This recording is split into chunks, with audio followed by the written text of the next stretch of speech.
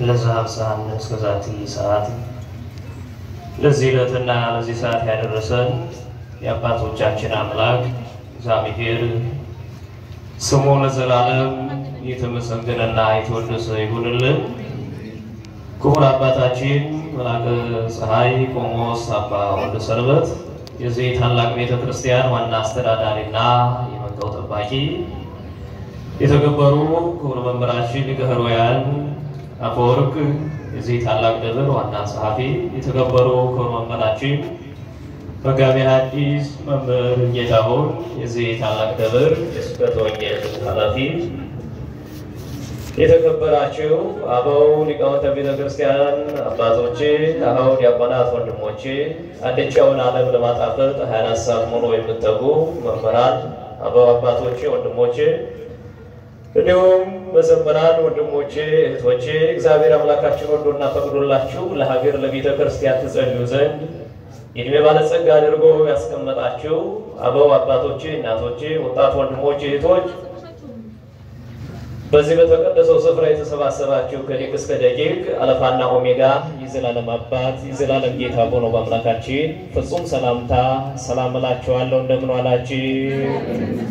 እንደምን አረፈዳችሁ? እንደምን ለሰዓት አደረሳችሁ? አሜን። ያደረሰን ያደረሳችሁ እግዚአብሔር ስሙ ለዘላለም የተመሰገነ ይሁን። ከፍ አድርጋችሁ አመስግኑት፣ አመስግኑት፣ አመስግኑት። ክብረ በዓል አይደለም ቤተክርስቲያናችን ይሄን በዓል ስታስበው እንዲህ በቀላሉ አይደለም። ከፍ አድርጋችሁ አመስግኑት። አሁንም በእውነት አመስግኑት። ማለዳ ማለዳ አዲስ ሁሌም እንግዳ ቢነገር የማይሰለቸውን የእግዚአብሔርን ቃል እንማማራለን። ማን ያስተምረን? ማን ይምከረን? እግዚአብሔር ይመክረናል፣ እግዚአብሔር ይገስጸናል። ባለን ሰዓት ቆይታ በለቶ ወንጌል በማቴዎስ ወንጌል ምዕራፍ 16 ከቁጥር 24 ላይ ያለውን ኃይለ ቃል መነሻ አድርገን እንማማራለን። ኃይለ ቃሉ በሕይወታችን ውስጥ ካለው መንፈሳዊ ማማ የተሻለ ጥቂት መንፈሳዊነት ጨምረንበት እንድንሄድ ማን ይርዳን? ማን ይርዳን? እግዚአብሔር ይርዳን። እርሱ ካረዳ ከተቀመጥንበት መነሳት አንችልምና ነው። መስቀሉን ተሸክሞ ይከተለኝ አለ እኔና እናንተ አባት መድኃኔዓለም። መስቀሉን በሉስኪ አይሰማም። መስቀሉን ተሸክሞ ይከተለኝ። ይህን ኃይለ ቃል መድኃኔዓለም ኢየሱስ ክርስቶስ በመዋዕለ ሥጋዌ በሥጋ ዘመኑ በተመላለሰበት ሰዓትና ጊዜ ከዋለበት እየዋሉ ካደረበት እያደሩ ሲያስተምራቸው ሲመክራቸው ለነበሩት ለደቀ መዛሙርቱ የነገራቸው ኃይለ ቃል ነው።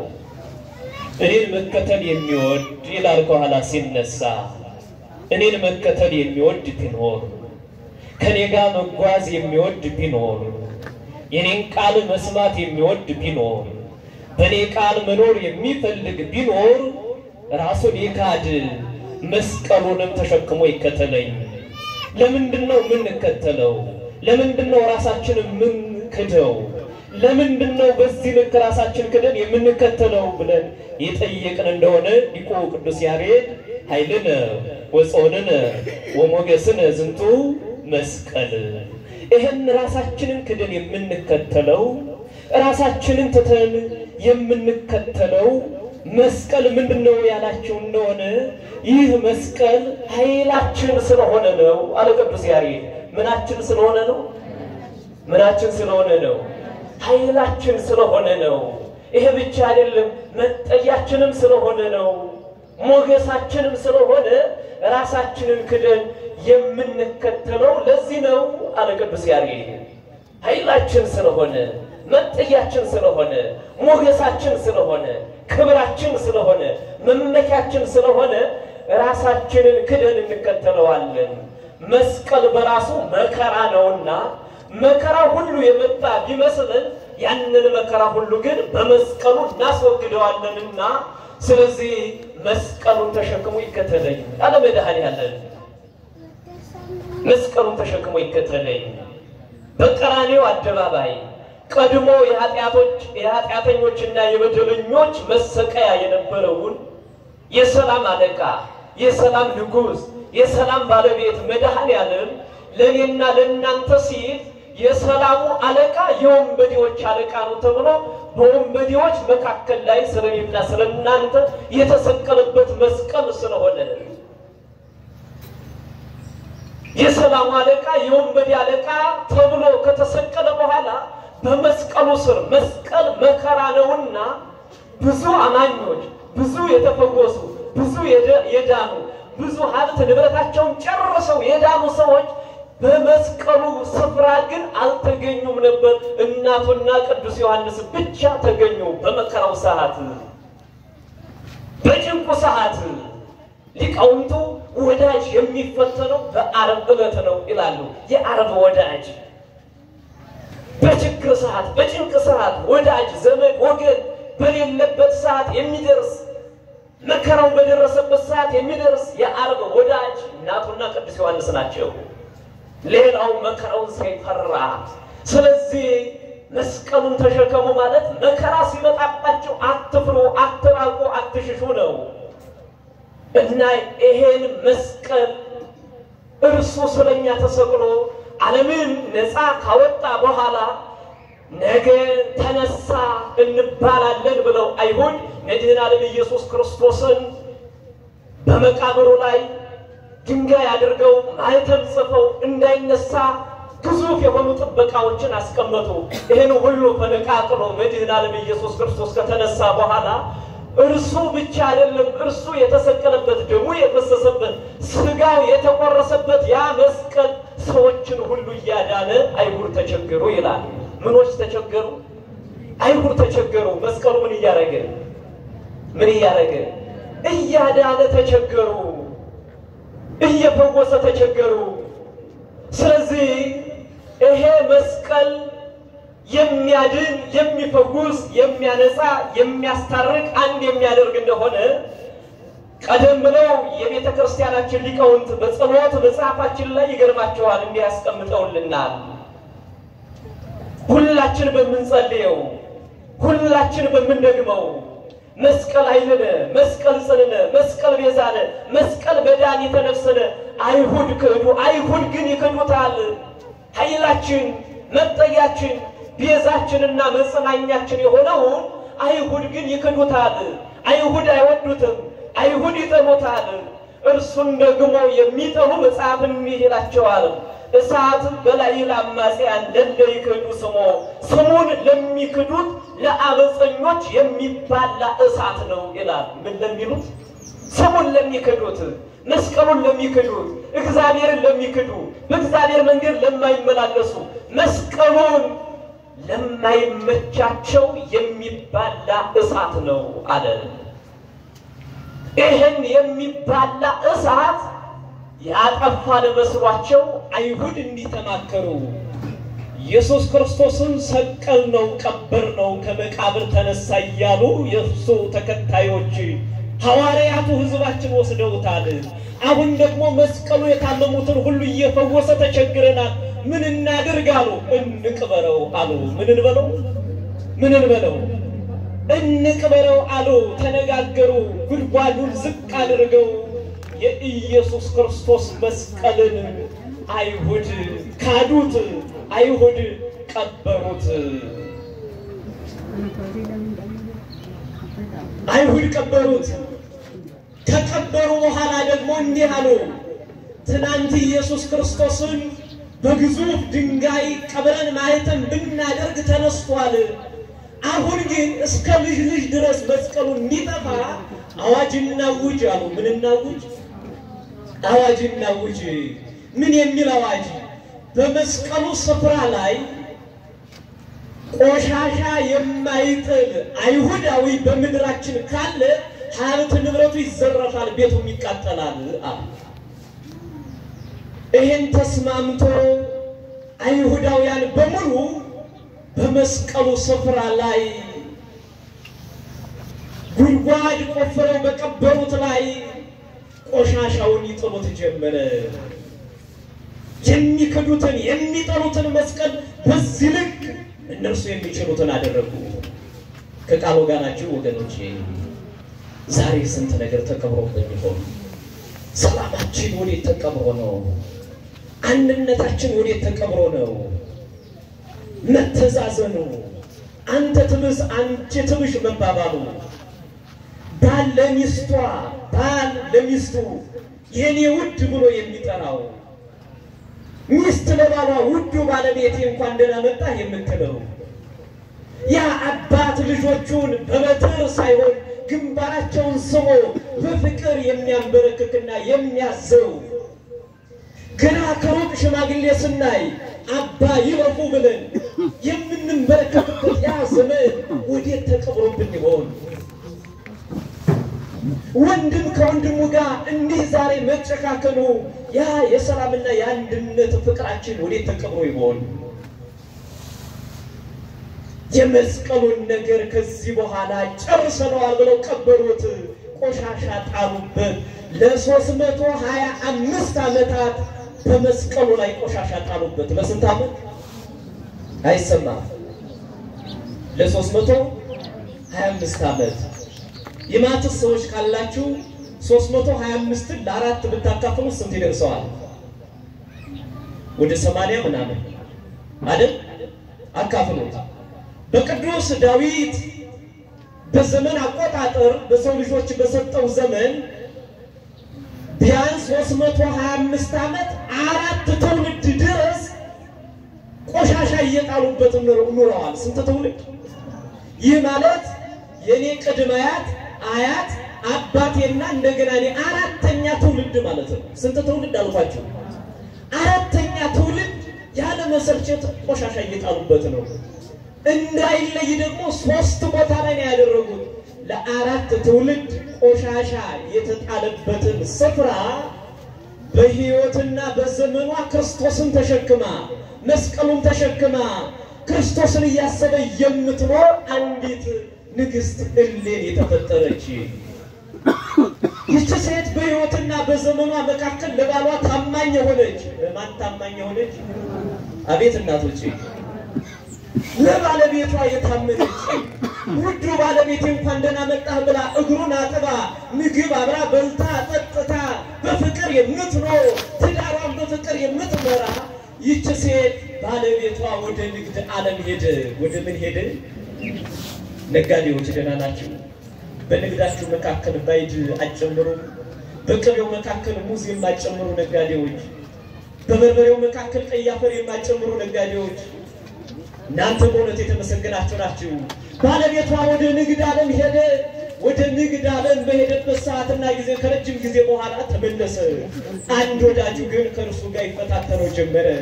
በእውነት ሁላችንም ባለቤቶቻችን አምነን ለንግድ ዓለም ሄደናል። ግን የማንኛችን ባለቤት ታምና በቤቷ ኑራ ይሆናሉ? የንግስት እሌኒ ባለቤት እንዲህ አለ፣ የኔን ባለቤት አውቃታለሁ አለ። ምን እላታለሁ? ደህና ውለሃል አባቴ? ባለቤትን ታውቃታለህ? እናቴ በእውነት አባቴ የሚመካብሽ አንደበቱን ሞልቶ የሚናገርልሽ በውስጣችሁ ትንሽ ክፍተት እንኳን ሲፈጠር ያንን ተነጋግራችሁ የምትፈቱ ባለትዳሮች በእውነት እናንተ የተመሰገናችሁ ናችሁ።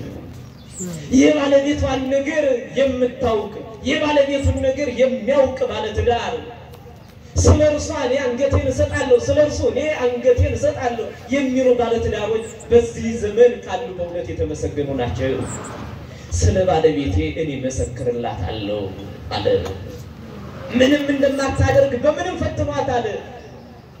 አንድ ጓደኛው ከፊት ገሰገሰ ሄደ። ፈተናት አልቻለም። ግቢው አጥር ነው፣ ማንም ሊደርስ አይችልም። ነገር ግን የኔ በምትላት በአገልጋይዋ ተፈተነች። ወገኖቼ አንዳንዶች የቤት ሰራተኞች ከዚህ የከፋ ብዙ ነገር ሲያደርጉ ህፃናትን ይዘው ሲጠፉ እንሰማለን እናያለን። አንዳንዶች ደግሞ ከእናት በላይ ለልጆች ስሱ ሆነው በፍቅር ሲያሳድጉ እናያለን። ልጆች አድገው ከእናታቸው ይልቅ ለሞግዚታቸው ያለው ፍቅር የተለየ ነው። ዓለም እንዲህ ነው። ሁለት የዓለም ሰዎች ይመላለሱባታል፣ ክፉዎችና ደጎች። ይህች ሴት በንግስት እሌኒ ቤት ሆና እየተመላለሰች በፍቅር እየኖረች ሁሉ ያንቺ ነው ተብላ በዚህ መካከል ግን ለእመቤቲቱ መታመን አልቻለችም። አለመታመን እንዴት ክፉ ነገር ነው ወገኖቼ! በአሰሪዎቻችሁ አለመታመን፣ በእግዚአብሔር አለመታመን፣ በቤተሰብ አለመታመን፣ በባለቤትሽ አለመታመን፣ በባለቤትህ አለመታመን፣ ልጆች በወላጆቻችሁ አለመታመን እንዴት አይነት ክፉ ነገር ነው! እርሷ ሁሉን ነገር ቤትሽ ቤቴ ነው ብላ እያሳደገቻት እያኖረቻት እንደ ልጅ እየተንከባከበቻት አልታመነችምና ገላዋን ስታጥብ ባለቤቷ ብቻ የሚያውቀውን የክብር ስጦታ ጌጧን ለዛ ሰው አሳልፋ ሰጠች። ያ ሰው ይሄው ባለቤቴን ማንም አያውቃትም አይደፍራትም የታመነች ነች ብለሃል፣ ይሄው አንተና እርሷ ብቻ የምትተዋወቁበት ልጅ ነው ምን ትላለህ አለው። ሲወራረዱ ለዘመናት የደከምኩበትን ሀብትና ንብረቴን የንግድ ሀብቴን ይወረስ ብሎ ነበርና ሀብቱ ተወረሰ። ወደ ቤቱ ሲገባ ሁሉም የደስታ እንባን ሲያነቡ እርሱ ግን የሐዘንን እንባ አነባ። ወገኖቼ በማታውቁት ነገር ብዙ ነገር ደርሶባችሁ ይሆናል። እግዚአብሔር ዝም የማይል አምላክ ነው። በሕይወታችሁ ብዙ ሰዎች ዶሴያችሁን አጥፍተውት ይሆናል። የእውነት ዶሴያችሁን ቀብረውት ይሆናል። በእግዚአብሔር ዘንድ ግን መቅረብ አይቻልም ወገኖቼ። ከእግዚአብሔር መደበቅ ከእግዚአብሔር መሸሽ አይቻልም። ብቻ እናንተ እውነተኞች ሁኑ፣ በስራችሁ እውነተኞች ሁኑ፣ በኑሯችሁ እውነተኞች ሁኑ። ይህች ሴት ምንም ያጠፋችሁ ነገር የለም፣ ግን የኔ በምትላት በአገልጋይዋ መከራ ደረሰባት። ባለቤቷ አዘነ። ምን ነው ውዱ ባለቤቴ ሁሉም በደስታ ሲመጡ አንተ አዘንክብኝ አለችው። እባክሽ እናቴ ባለቤትሽ በስራም ባንድም በሌላም ምክንያት ተበሳጭቶ ወደ ቤት ሲገባ ውዱ ባለቤቴ ምን አበሳጨህ? እኔና አንተ ደህና እንሁን እንጂ የጠፋውን ሊሞላ የታመነ አባት አለን በሉት። ትናንት በባዶ እግር እንሄድ ነበር፣ ዛሬ ጫማ ሰጥቶናል። ትናንት በቤት ኪራይ እንኖር ነበር፣ ዛሬ ቤት ሰጥቶናል። ትናንት በእግራችን እንመላለስ ነበር፣ ትናንት በታክሲ እንመላለስ ነበር፣ ዛሬ መኪና እግዚአብሔር ሰጥቶናል። ይህን እንኳን ሁሉ ባይሰጥም ጤና ሰጥቶናልና ማንን እናመስግነው በሉት? አይሰማም። ኧረ ማንን እናመስግነው በሉት? ከፋል ብላችሁ አመስግኑ። ማንስ ያኖርናል? ማንስ ይታመናል? እርሱ ግን ለዘላለም የታመነ አባት ነው። ሁልጊዜ በእርሱ እንታመናለን። ይህን ስትለው ጓደኞቼ በደስታ ቢመላለሱ ባለቤቶቻቸው ታማኝ ሆነው ነው የኔ ነገር ተይው እያለ ያለቅስ ያዝን ጀመረ። ነይ ወደ አንድ ስፍራ እንሂድ አላት። ይህን ከማለቱ በፊት ለወረቱ ምንም ችግር የለውም፣ የኔም የአንተም ወገኖች አሉ፣ ለምንን እኮ እናገኘዋለን አለች። አያችኋት እቺ የዋህ ቅን የሆነ ሴት። እርሱ ግን በውስጡ ሌላ ነገር አለ። በእርሱም አይፈረድም። ነገር ግን ግልጹን ተናግሮ መነጋገር ያስፈልግ ነበረ። አለመናገር ትላላችሁ እናንተ፣ ተነጋገሩ። ለሌላ ለሶስተኛው ግን አታውሩ። በውስጣችሁ ክፍተት ሲመጣ ተነጋግራችሁ ፍቱት። ከፍ ካለ ሶስተኛ ወገን መስቀሉን ይዘው መላእክት እንኳን ሊነኩት የማይችሉትን ስጋና ደሙን እየፈተቱ ለእናንተ የሚያቀብሉ በመንበሩ የሚጸልዩና የሚያነቡትን አባቶቻችሁን ይዛችሁ ጉዳያችሁን ተነጋገሩበት። እቺ ሴት በእንዲህ አይነት ሁኔታ ብታስረዳም አልሆነም። ነይ ወደ አንድ ስፍራ እንሂድ አላት። ወደ ሌላ ስፍራ ሄዱ። በመርከብ መካከል ባሉበት ሰዓትና ጊዜ በሳጥን አድርጎ በሕይወትና በዘመንሽ ሁሉ ስራሽ ያውጣሽ አላት። ምንሽ ያውጣሽ? ስራሽ ያውጣሽ አለና በሳጥን ቆልፎ ወደ ባህር ጣላት። ግን ምን ያውጣሽ አላት? ወገኖች አይዟችሁ፣ መከራ የደረሰባችሁ ሰው ያልተረዳችሁ ሰው ያረዳችሁ እውነት ካላችሁ እውነት አርነት ያወጣል ይላል ቅዱስ ጳውሎስ። ያ እውነት ደግሞ ክርስቶስ ነው። ስራሽ ያውጣሽ ብሎ ወደ ባህር ጣላት። በዚህ መካከል የሮማውያን ወታደር ሳጥኑ ባህር እያንከባለለው ሲያዩ ሲመለከቱ በእውነት ይሄማ የነጋዴ ሳጥን ወርቅ ነው ብለው ተሯሩጠው ሲከፍቱት ያማረች ንግስት አዩ፣ ተመለከቱ። ወገኖች እኔና እናንተ ከዚህ በኋላ ጉድጓድ ተቆፍሯል፣ ሙተሃል፣ ወደ ባህር ተጥለሃል፣ ከዚህ በኋላ ህይወት የለህም ብለው ሰዎች እንኳን የመኖር ህይወታችንን ቢዘጉት እግዚአብሔር ካልዘጋው የህይወት ምዕራፋችንን አንድ ብሎ መጀመር ያውቅበታል። ከዚህ በኋላ ህይወት የለኝም ብላ ወደ ባህር ተጥላለች። በእርሷ ዘንድ ሙታለች። አሳ በላኝ ብላ ተስፋ ቆርጣለች። የባህር ነፍሳት በሉኝ ብላ ተስፋ ቆርጣለች። እግዚአብሔር ግን ለካ በማዕበል መካከል መንገድ አለው። በመከራ መካከልም ለካ መውጣት ይችላል። በጭንቁ መካከልም ለካ መታደግ ይችላል። የኔና የእናንተ አባት መድኃኔዓለም የሮም ወታደሮች ወደ ንጉሱ ይዘዋት ሄዱ። ውብ ነችና ንጉሱ ተመኛት፣ አገባት። በዚህ ሰዓት እንዲህ ብላ ጸለየች። በእውነት አንተ የእስራኤል አምላክ በዚህ ስፍራ ላይ የንጉስ ሚስት ልሆን ታጭቻለሁ፣ ነገ ልጅ ወልዳለሁ። እባክህን መድኃኔዓለም ላንተ የማይጠቅም ልጅ ካልሆነ ማህፀኔን ለዘላለም ዝጋው አለች። እናቶቿ እንደነ ሐና እንደነ ኤልሳቤጥ ከልብ ወደ እግዚአብሔር አነባች። እግዚአብሔርም እርሱን የሚፈራ ልጅ ሰጣት። የተሰጣትን ልጅ ቆስጠንጢኖስን በቤቷ እንደነ ሙሴ ታስተምረው ጀመረ፣ ትመክረው ጀመረ፣ ትገስጸው ጀመረ። በእውነት በህይወትና በዘመኔ መካከል የሁሉ መከራ ሲደርስብኝ የመስቀሉ ባለቤት መድኃኔዓለም ግን ሁልጊዜ አልተለየኝም። የኔ ህይወት እንዲህ ነው። ነገር ግን ደግሞ በህይወትና በዘመኔ አባቶች ሲናገሩ የነበሩት የክርስቶስ መስቀል አይሁድ ቀብረው ቆሻሻ እየጣሉበት ነው። አንተም ስለስሳል እግዚአብሔርን የሚፈራ ልጅ ይስጠብያለሁ። እግዚአብሔርን የምትፈራ ልጅ ተሰጥቶኛል። የምልህን ስማኝ ልጄ እያለች አሳደገችው። እሺ ማዬ አንቺ ካልሽኝ ሌላ ምንም የማደርገው ነገር የለም አለ። እሺ ብለው የሚታዘዙ ልጆችን መድኃኔዓለም ይስጣቸው። እሺ ማዬ አላት። ማደግ አይቀርምና አደገ። ካደገ በኋላ ወደ ንግስናው ዓለም እርሱም ተመላለሰ።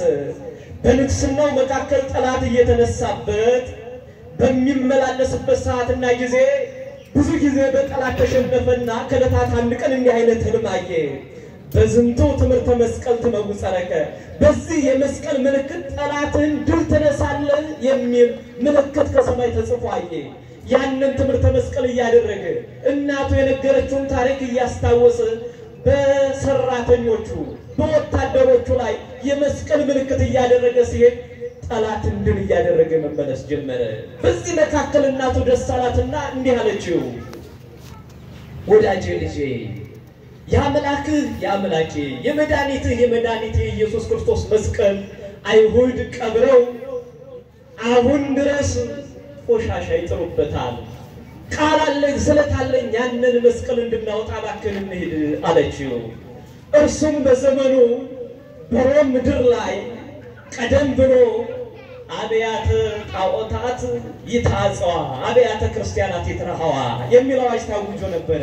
የጣዖት ቤቶች ይከፈቱ፣ የቤተ ክርስቲያን በሮች የቤተ ክርስቲያን ደጆች ግን ይዘጉ ተብሎ ነበርና የንግስናው ማማ ኃያልነቱን ባረጋገጠ ሰዓትና ጊዜ አዋጁን በአዋጅ እንዲህ አለ፣ አብያተ ጣዖታት ይታጸዋ አብያተ ክርስቲያናት ይትረሃዋ አለ።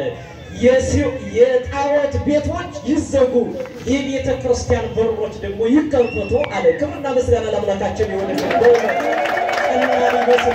ዛሬ በታሪክ ብቻ ስለምንናገረው እግዚአብሔርን ማምለክ አይቻልም ነበርና የእግዚአብሔርን ስም መጥራት አይቻልም ነበርና እንደ ዛሬ በስታዲየም ቁጭ ብለን ኳስ እንደምንመለከተው የኛ ቅዱሳን ክርስቶስን የተከተሉ ከአናብስትና ከአናብርት ጋር እንዲታገሉ እየተደረገ አህዛብ ይሳለቅባቸው ነበር።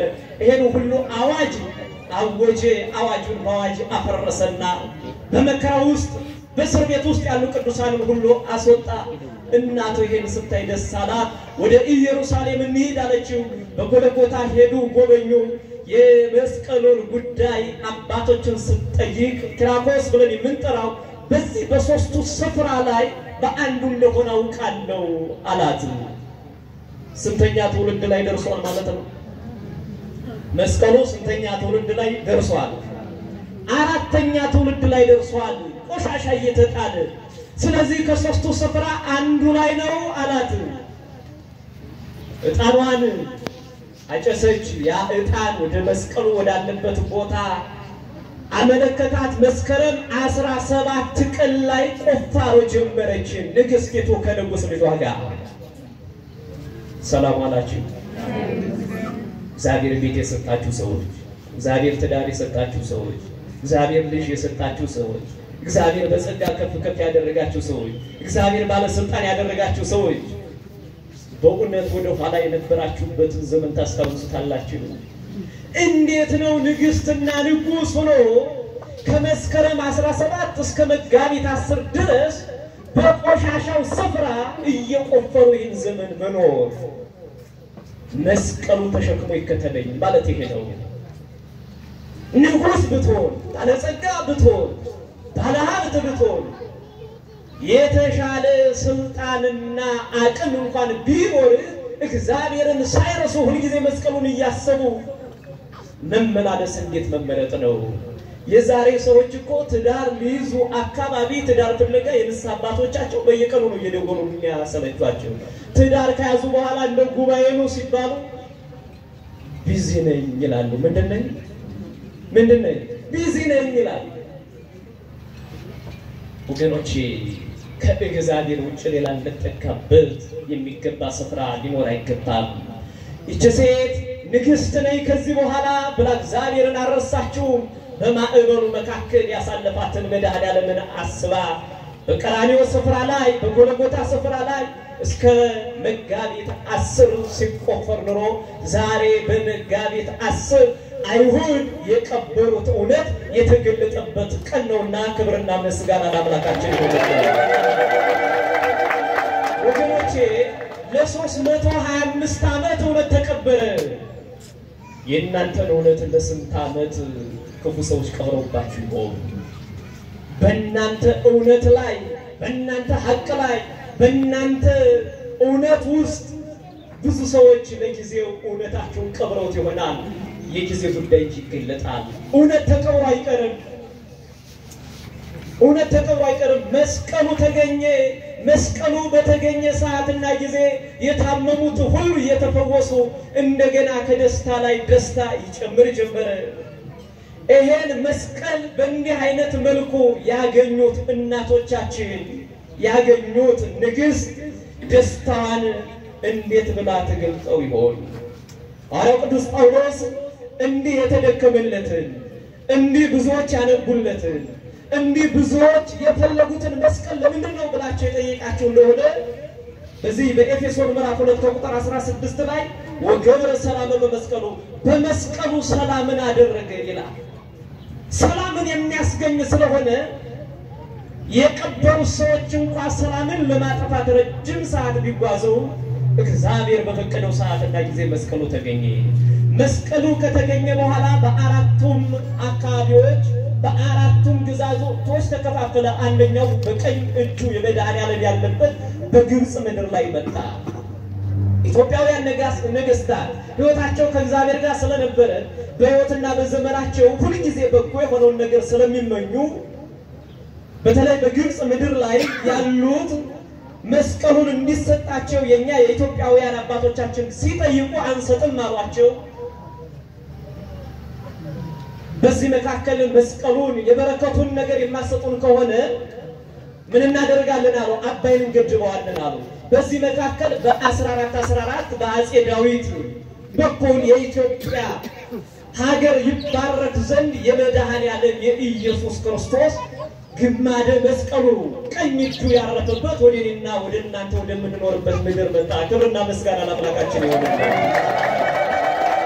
ከመጣ በኋላስ ምን ሆነ ያልን እንደሆነ በአራቱም አካባቢዎች ላይ ለማስቀመጥ አራቱን ማዕዘን እየባረከ ከቆየ በኋላ አንብር መስቀል የበዲመ መስቀሉን በመስቀለኛ ቦታ አስቀምጥ የሚል ህልማየ በዚህ መካከል መስቀለኛ ቦታ ሲፈለግ በሀገራችን ያለው ግሸን ደብረ ከርቤ ተገኘ በዛ ስፍራ ላይ መስቀሉ ተገኝቶ እኔና እናንተን ዛሬ እየባረከ ይገኛል ክብርና ምስጋና ለአምላካችን ይሁን መስቀሉ ተሸክሞ ይከተለኝ እንዴት ነው መስቀሉን የምንሸከመው ያልከኝ እንደሆነ ሁሉ ጊዜ እውነትን ይዘህ ተመላለስ። ትዳርህን እየጠበቅክ ከሆነ ልጆችን በሚገባ እየመራ እያሳደግክ ከሆነ አንተ መስቀሉን ተሸክመሃል። ለትዳርሽ ታማኝ ከሆንሽ አንቺ መስቀሉን ተሸክመሽዋል። ለአገልግሎትህ ታማኝ ከሆንክ አንተ በእውነት መስቀሉን ተሸክመሃል። ለወገን የምትራራ የምትደክም ከሆንክ አንተ መስቀሉን ተሸክመሃል።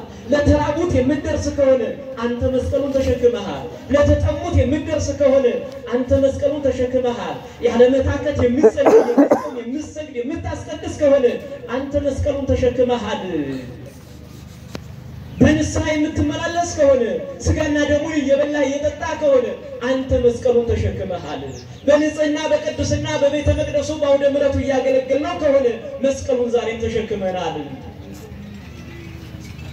የተጣሉትን የምታስታርቅ አንድ የተለያዩትን አንድ የምታደርግ የራቁትን የምታቀርብ ለሰዎች በጎ የምታደርግ ከሆነ በስራ ታማኝ ከሆነ ለሀገር ታማኝ ከሆነ ለቤተ ክርስቲያን ታማኝ ከሆነ አንተ መስቀሉን ተሸክመሃል። እኔ የሚከተል ቢኖር እኔን መከተል የሚወድ ቢኖር መስቀሉን ተሸክሞ ይከተለኝ። ይህ መስቀል እኔና እናንተ በእንዲህ አይነት መልኩ ከዓለም አዚምነት ከዲያብሎስ ስራት ነፃ የወጣንበት ነው። ቀድም ሊቃውንቱ እንዳሉት እንደተናገሩት ዝንቱ መስቀል ለአዳም ዘአግቦ ውስተ ገነት። አዳም ብቻ አይደለም ወደ ገነት እንዲገባ ያደረገው የአዳም ልጆች በሙሉ እኔና እናንተ ወደ ገነት እንድንገባ የሆነው በመስቀሉ ነው። ክብርና ምስጋና ለአምላካችን ይሁን። መስቀሉን ተሸክሞ ይከተለኝ። መስቀል መከራ ነው። ሀገር መከራ ላይ ነች፣ ቤተ ክርስቲያን መከራ ላይ ነች። በመከራው ሁሉ መስቀሉን እያሰብን መከራን እያሰብን ሁሉን በእግዚአብሔር እችላለሁ ብለን እንድንመላለስ ማን ይርዳን? ማን ይርዳን? የዛሬ ዓመት እንዲህ ብሎ ሳይሆን ህንፃው ከፍ ብሎ ይሄ ስፍራ አልችለን ብሎ እንደምናከብረው ተስፋ አደርጋለሁ። የዛሬ ዓመት በሰላም ያደርሰን። ከፍ አድርጋችሁ እግዚአብሔርን አመስግኑ።